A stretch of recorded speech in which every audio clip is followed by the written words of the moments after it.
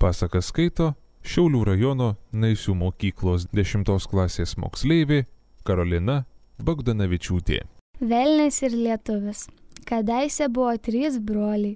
Tėvui mirus, jie išsidalijo tarp savęs tėvo ūkį.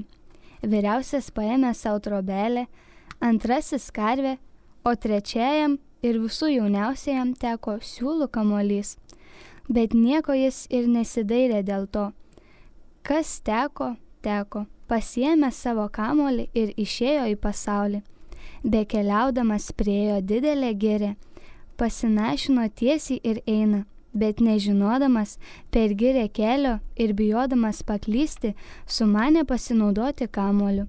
Paėmė siūlo galą, prisirišo prie vienos pušies ir eidamas vis nuo kamuolio matuoja siūlą ir kabinėja ant medžių. O ta giria buvo piktosios dvasios valdžioje. Velnias čia turėjo savo būstą. Pajutęs, kad kažkas girioje yra, pasivertė ponaičiu, išėjo tam žmogui priešais ir sako: žmogau, ką tu čia darai? O žmogus, nors ir pavojuje būdamas, neduoda gero žodžio. Sako, aš čia noriu daugybę medžio apsiaust ir pusę girios su šaknimis išraut. Velnias nustebo. Argi tu valiosi, sako, o tu man ne, atsako žmogus. Velniui padavė į pėdas. Senovėje mat ir velniai buvo kvailesni. Žmogeli, nedaryk to, nerauk girios, paprašė jį žmogaus. Verčiau eiva mudu lenktynių bėgti. Ką čia man su tavim lenktyniauti, tarė žmogus, kad mano ir 3 metų vaikas su tavim pabėgs. O kur jis yra, tas tavo vaikas? Klausė velnias. Ogi antai krūme miega, suplok rankomis, pasibus ir bėkite. Velnias priėjo prie krūmo, pliaukštelėjo ir pakilo iš krūmo kiškis, pakilęs, kad pasileido bėgt. Velnias nesuspėjo nepamanyti apie bėgimą, jau kiškis kažin kur atsidūrė. Piktas, nelaimėjęs atėjo vėl pas žmogų ir sako: bandysiu dar sykį, lipki va lenktynių į pušį. Žmogus atsiliepė: ar verta man su tavim laipiot, kad mano ir 3 dienų sūnus su tavim palips?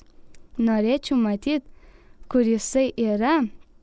O gyve prie pušė žaidžia. Trinktelėk su lazda į pušį, pamatysi, kad ras pirmą būsi va viršūnėje. Velnias taip ir padarė.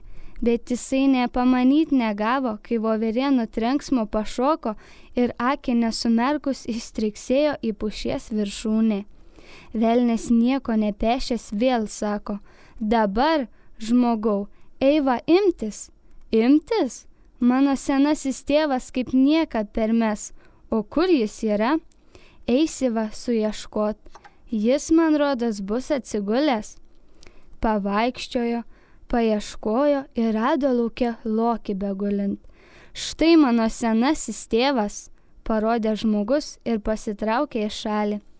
Velnias prisiartino prie lokio ir sako: tėvai, eik šiandien, persiimsi va. Lokys galvą pakėlė, sumurmėjo ir daugiau nieko. Velnias atėjęs pa žmogų sako: aš vadinau jį imtis, bet neina, turėsi va kibtis su tavim. Na kurgi, sako tas, nebūk mažas, juk žinai, senas žmogus neprigirdi, reikėjo sušukti smarkiau. Velnias nuėjęs prie laužo, sušuko, kiek tik nasrai leido, bet lokiui nei motais. Ir vėl jisai atėjęs skundžiasi žmogui. Vis dar, sako, neina imtis, taigi žinai, senas žmogus, kol prisirengė, paimk kuolą, pakriaušyk į paslėpsnius, to jau eis imtis. Velnias paklausęs paėmė kuolą ir kriokštelėjo lokių į pašonę, o tas tik tai drykt iš laužo, čiupt velnę į glėbį ir glamžo. Dabar tu dingsi? Ir šaukė ir kaukė velnias, bet senasis tėvas nepaleidžia. Tik tai gerai aplaužytai šonais vargšan kažin kaip išspruko ir dvilininkas atsirito pa žmogų. O kad jis prapultų, tas tavo tėvas, skundžiasi nusitvėrė su šonu. Aha, tai tau norėti imtis, sako žmogus, dabar turi. Velnias padėjavo valandėlę ir nusivilko į pragarą pietų. Popiet, tarė jisai nueidamas žmogui, aš noriu su tavim lenktynių bėgti. Jeigu tu pirmas apibėgsi apie aną balą, tai gausi iš manęs pūrą pinigų, o jei aš, tai tau čia negyvenimas. Gerai, sako žmogus, galėsi va bėgt, man vis tiek. Kai piktasis parėjo į pragarą, kiti velniai klausė, kas tau atsitiko, kodėl tu toks negalingas? Tasai sako šonu ščiupinėdamasis, tai tik ir smarkų žmogų šiandien sutikau, kad žinotumėt, virvę užsinėręs jisai visą girę norėjo nuraut, o kad aš jo būčiau neišmeldęs, kažin kas ten būtų buvę. Paskui, norėdamas kaip nors jį pražudyt, aš vadinau jį lenktynių bėgt, bet tasai žmogus tarė, nėra ko man su tavim lakstyti, bėg su mano 3 metų vaiku. O kad jūs būtumėte tą bėgimą matę, aš ne akį nesumerkiau, jis jau kažin kur nudūmė. Paskui vadinau lenktynų lipti į medį. Tai jis mane nusiuntė pas savo 3 dienų vaiką, ogi aš nedelnų pasipjaudyti nepaspėjau, jau jis kaip žaibas įlėkė į pušies viršūnę. Pagaliau vadinau žmogų imtis, jis nuvedė mane pas savo seną tėvą, o tas, kad ėmė man šonkulių skaityti, ko ne visai mane suglamžė. Matote, koks aš dabar sugniužintas. Bet velnias to jau vėl buvo sveikas ir popiet sutartas lenktynes aš tikiuosi laimėt. Bėgsi va su tuo žmogum apie balą. Velniai vieni pasijokė, kiti padrasino savo draugą ir išsiskirstė, o tas vėl nudūmė į girią pa žmogų. Na dabar, sako, eiva bėgt apie balą. Palauk, tarė žmogus, aš paimsiu ką nors neštis, nes taip man tik juokai su tavim bėgti. Žmogus išėjo į pagirį, rado besiganantį arklį. Štai, sako, kad ir šitą galėsiu paimti, ir nusitvėręs arklį už karčių nusivedė į pabalį. Velnias jau nenustovi, trypia, tik trypia, nori greičiau pabėgti. Žmogus jam ir sako, manęs gali nelaukti, bėk sau, aš tave juk vis tiek aplenksiu.